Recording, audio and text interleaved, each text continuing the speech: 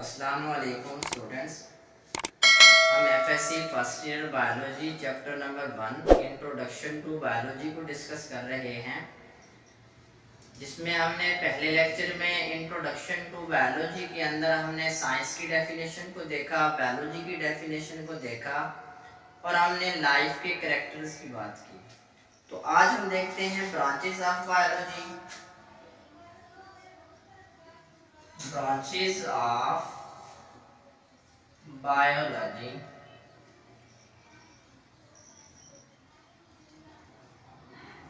Biology की कौन कौन सी शाखें हैं, किस तरह उन शाखों का बायोलॉजी के साथ इंटर रिलेशन है।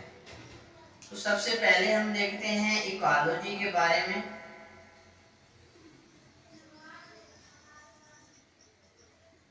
Ecology is the branch of biology which deal with the study of ecosystem.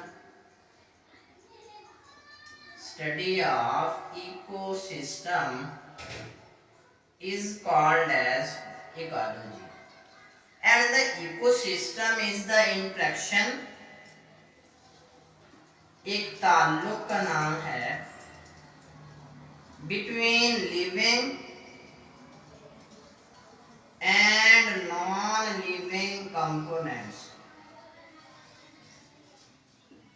यानी इकोसिस्टम हम उसे कहेंगे, यानी एक ऐसा ताल्लुक जानदारों का बेजान के साथ। जैसे मैं लिविंग हूँ, मेरा ताल्लुक हवा के साथ है।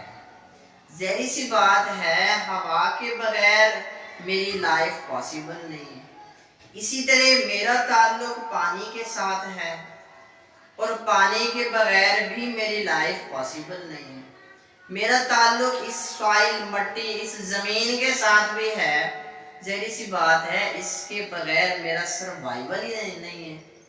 तो गोया एक ऐसा इंटरेक्शन जिसमें हम लिविंग, अगर ह्यूमन की बात करें, ह्यूमन का non living components of an environment, और वो नॉन लिविंग सारे के सारे नहीं, नॉन लिविंग जो हमारी लाइफ पे असरअंदाज होते हैं, ठीक है।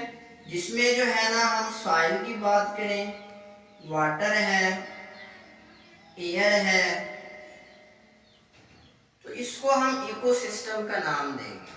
तो गोया ecology, this is the branch of biology which deal with the study of ecosystem, and the ecosystem is the interaction between living and non-living components of an environment is known as ecology।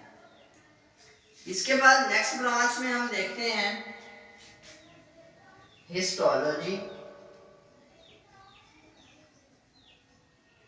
Histo mean tissues, logy mean study. अब देखें, जो ये tissues हैं, study of tissues of an organism, यानी organism के अंदर जो है, जो टिश्यूज वगैरह पाए जाते हैं, उन टिश्यूज का मुताला हिस्टोलॉजी कहलाएगा। अब वो टिश्यूज जो हैं, प्लांट्स के अंदर भी हैं,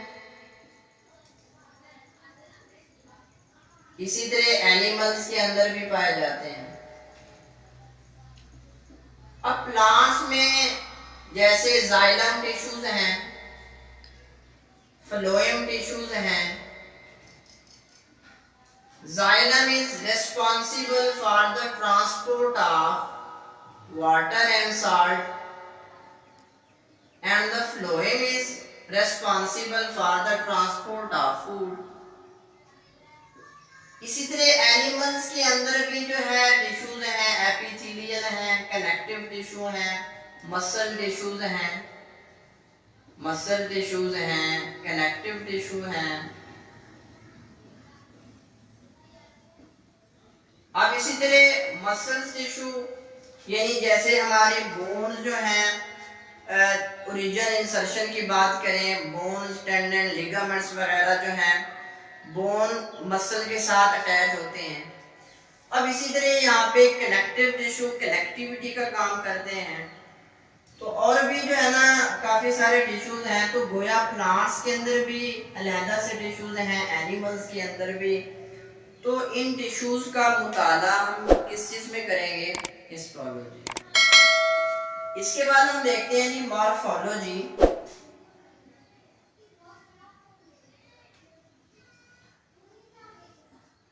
अब मार्फो मीन शक्ल सूरत, शेप, लॉजी मीन स्टडी। अब यहाँ पे morphology study of different parts of the body of an organism. अब हमारी बॉडी के मुख्तलिफ आर्गन हैं, उन आर्गन की शक्ल सूरत का मुताला हम किस चीज में करेंगे? मॉर्फोलॉजी में। तो गोया हम अगर ये देखें कि एक है एक्सटर्नल मॉर्फोलॉजी, दूसरे नंबर पे है इंटरनल मॉर्फोलॉजी। एक्सटर्नल मॉर्फोलॉजी अगर हम किडनी की शेप देखें तो किडनी कैसा है, ये इसकी एक्सटर्नल मॉर्फोलॉजी है। Kidney is a bean shaped organ, कि गुर्दा जो है वो लोबिये के बीज की तरह का ऑर्गन है। अगर इसकी इंटरनल मॉर्फोलॉजी देखें तो हम कहते हैं कि किडनी के अंदर जो है renal cortex, renal medulla, renal pyramids वगैरह वो मौजूद हैं।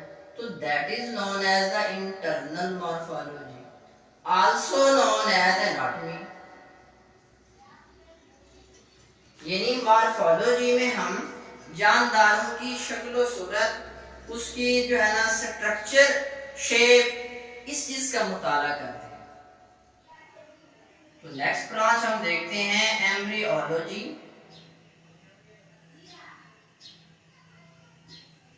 एम्ब्रियोलॉजी का मतलब study,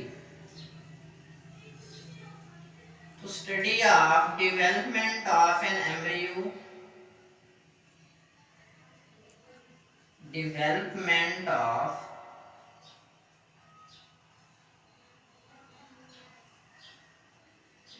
development of an embryo to a new individual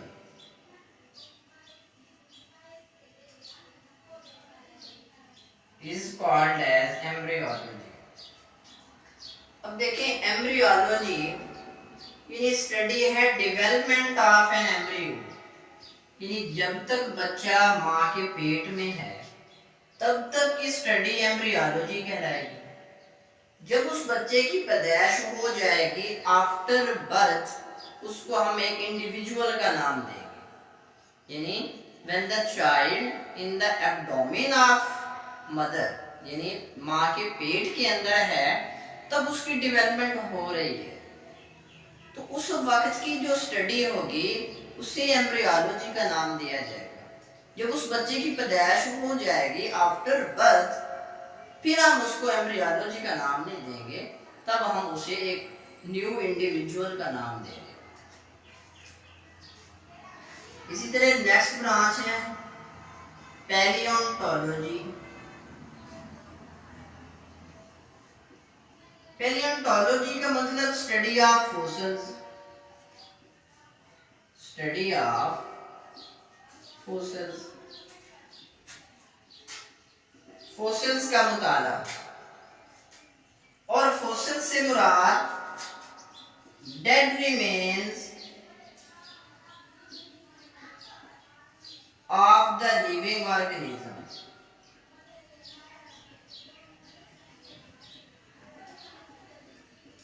study of fossils, fossils का मुताला क्या कहलाएगा? Palaeontology. And fossils are the dead remains of the living organism, जानदारों के बाकियात। अब देखें उन जानदारों के बाकियात जिनका हमें अंदाजा नहीं, कंफर्म हो चुका है कि वो जानदार एक्सटिंक्ट हो गए, नापैद हो चुके हैं। यानी एक्सटिंक्ट उनको कहेंगे नापैद जिसका हमें इतना अंदाजा, इतना नहीं यकीन हो चुका है कि इस स्पीशी का कोई एक इंडिविजुअल भी जिंदा नहीं रहा, तब हम उसको नाम दिया करते हैं एक्सटिंक्ट। अगर ऐसे जानदारों की जैसे डायनासोर है, उसकी हड्डियां वगैरह मिली, उसको इकट्ठा करके एक ढांचा बना के खड़ा कर दिया गया कि डायनासोर ऐसा था, उसके फोसिल्स मिले।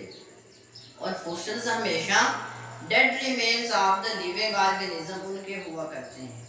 जो सॉफ्ट बॉडीड एनिमल्स हैं जैसे बैक्टीरिया, वायरसेस, फंगस वगैरह, इनके फोसिल्स नहीं हुआ करते।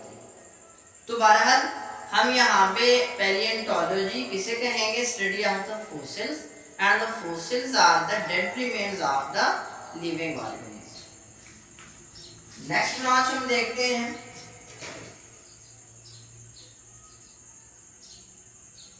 Physiology. Physio mean function, logy means study. The study of function of different parts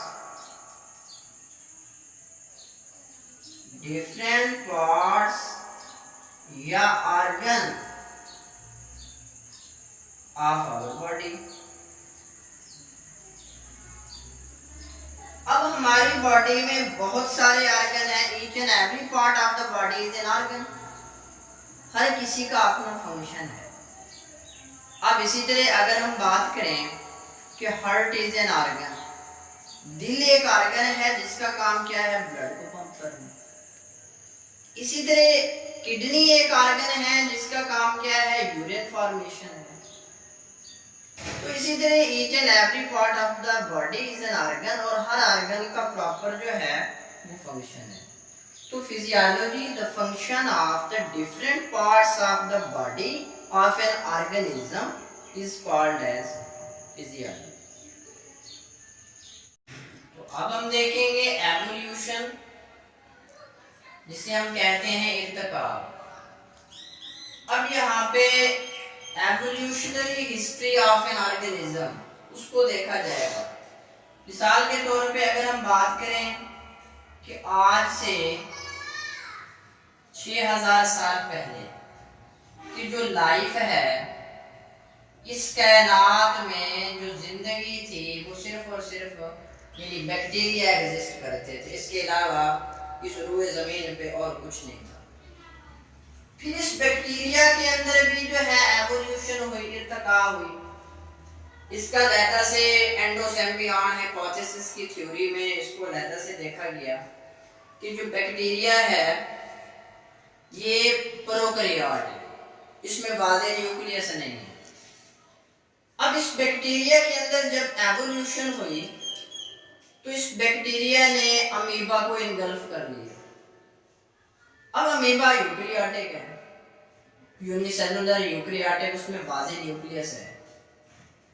तो जब इसने उसको इनगल्फ किया, उसको डाइजेस्ट करने की बजाय अपने स्टमक में रहने दिया ताकि मैं प्रोकैरियोट से यूकैरियोट बन जाऊं। ये लहदा से इसकी थ्योरी है।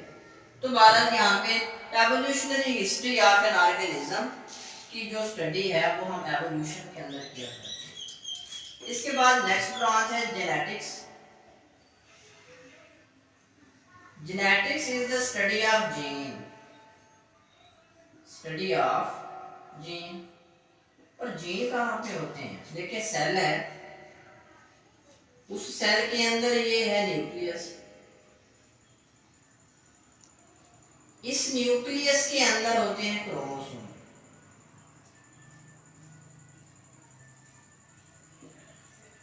और क्रोमोसोम के ऊपर जो है यानी ये जीन मौजूद होते हैं। और जीन क्या करते हैं? हमारी जो ट्रेड्स वगैरह हैं ये उन ट्रेड्स को कंट्रोल कर रहे होते हैं। तो वो हम कह सकते हैं the study of gene is called as genetics. इसके बाद हम नेक्स्ट ब्रांच देखते हैं पैरासाइटोलॉजी के बारे में। Parasitology, this is the branch of biology which deal with the study of parasite।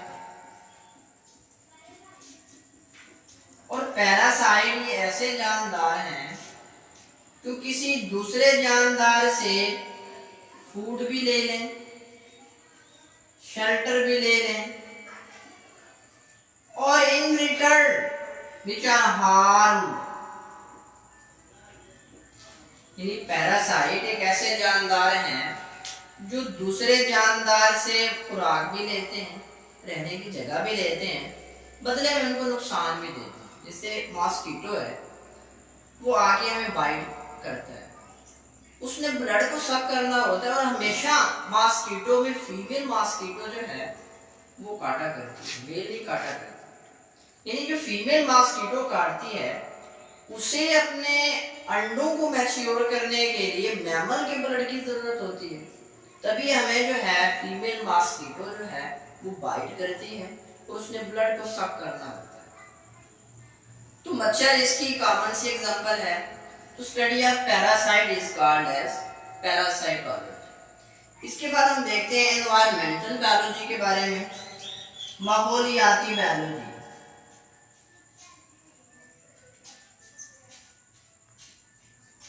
Environmental biology, अब देखिए माहौल, हमारे इर्द गिर्द पाई जाने वाली सारी अशिया क्या कहलाती है, हमारा माहौल है।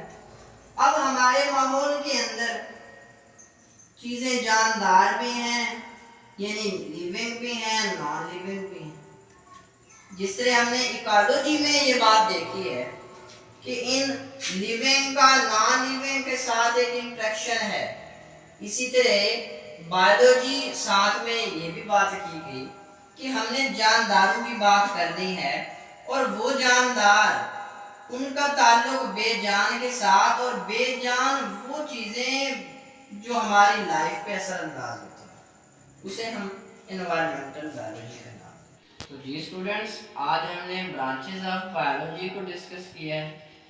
अगर किसी का कोई क्वेश्चन हो तो वो कमेंट सेक्शन में हमें ज़रूर कमेंट करें, और अगर हमारी वीडियोस अच्छी लगे तो लाइक कीजिए, हमारे चैनल को सब्सक्राइब कीजिए। थैंक यू, अल्लाह हाफिज़।